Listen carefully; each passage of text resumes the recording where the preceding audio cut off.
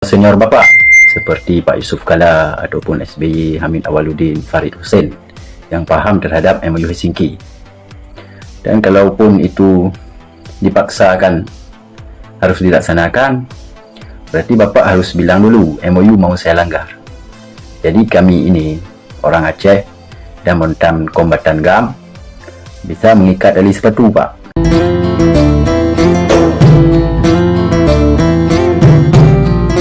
Assalamualaikum warahmatullahi wabarakatuh. Saudara sekalian fi ayyi makan, semoga saudara sehat-sehat dan baik-baik saja. Pada kesempatan ini, seorang warga Aceh, Muklis Jatkeung, mengirim pesan terbuka atau mengultimatum Pangdam Iskandar Muda terkait pendirian ataupun akan dibangunnya 4 batalion TNI di Aceh.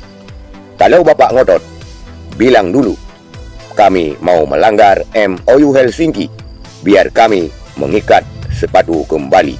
Itulah sedikit apa yang diuraikan oleh Muklis Jatkeung kepada Pangdam Iskandar Muda. Kita lihat video Muklis Jatkeung secara lengkap. Inilah videonya. Assalamualaikum warahmatullahi wabarakatuh. Pesannya ulun sampaikan buat Pak Pangdam Iskandar Muda terhadap rencana penambahan 4 batalion di Aceh sebagaimana pemberitaan media saat ini, baik media cetak maupun media sosial. Maka Pak Pangdam tidak perlu ada penambahan batalion di Aceh karena TNI di Aceh itu dibatasi, Pak. Cuma boleh 14.700. Jadi kalau Bapak mau nambah pasukan, berarti Bapak adalah melanggar kesepakatan antara pihak Gerakan Aceh Merdeka dan pemerintah Republik Indonesia. Kalau Bapak tidak paham, boleh Bapak tanya kepada senior-senior Bapak seperti Pak Yusuf Kala ataupun SBY Hamid Awaluddin Farid Hussein yang paham terhadap MOU Helsinki. Dan kalaupun itu dipaksakan harus dilaksanakan, berarti Bapak harus bilang dulu MOU mau saya langgar. Jadi kami ini orang Aceh dan mantan kombatan GAM bisa mengikat tali sepatu, Pak.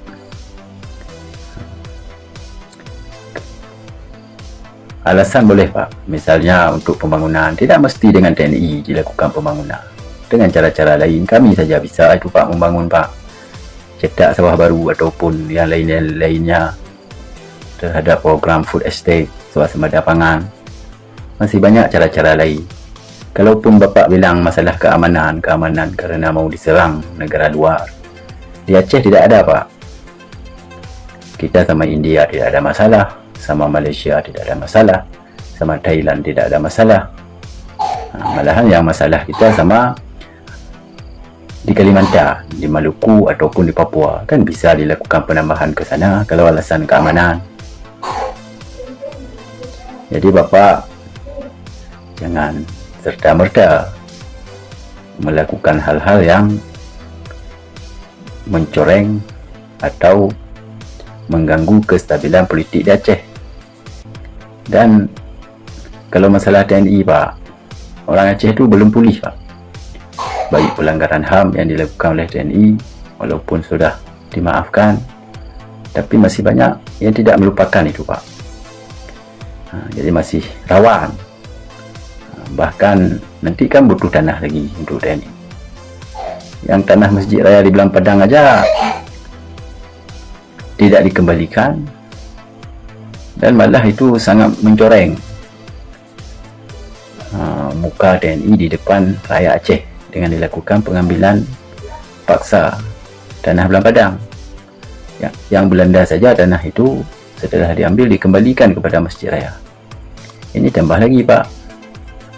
Jadi kalau misalnya Bapak mau langgar MOU Helsinki, bilang, Pak, kami masih siap, Pak, dengan segala risiko. Mantan kombatan GAM, orang Aceh, itu masih siap, Pak. Kemarin itu perdamaian, Pak, disebabkan karena tsunami. Kalau ditekan dengan cara apapun, insya Allah orang Aceh itu tidak takut, Pak. Sejarah telah membuktikan itu, Pak. Hadanallahu iyyakum ajmain. Wassalamualaikum warahmatullahi wabarakatuh. Semoga batalion itu tidak jadi dibangun dan Aceh tetap dalam damai.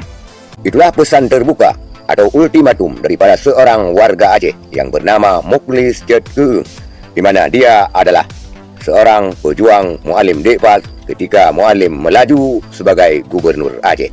Mukhlis Jet Keung mengatakan, kalaupun dengan beralasan pembangunan, tidak mesti harus mendirikan barak TNI ataupun batalion TNI, karena TNI dibatasi di Aceh, yaitu 14.700 orang. Itu uraian daripada Mukhlis Jet Keung.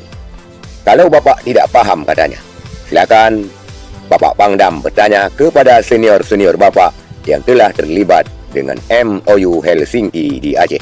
Kalau Bapak ngotot ingin melanggar MOU, maka Bapak harus berterus terang supaya kami bisa bersiap-siap mengikat sepatu kembali. Itulah ulasan daripada seorang warga Aceh bernama Mukhlis Jet Keung. Sekian, terima kasih. Assalamualaikum warahmatullahi wabarakatuh.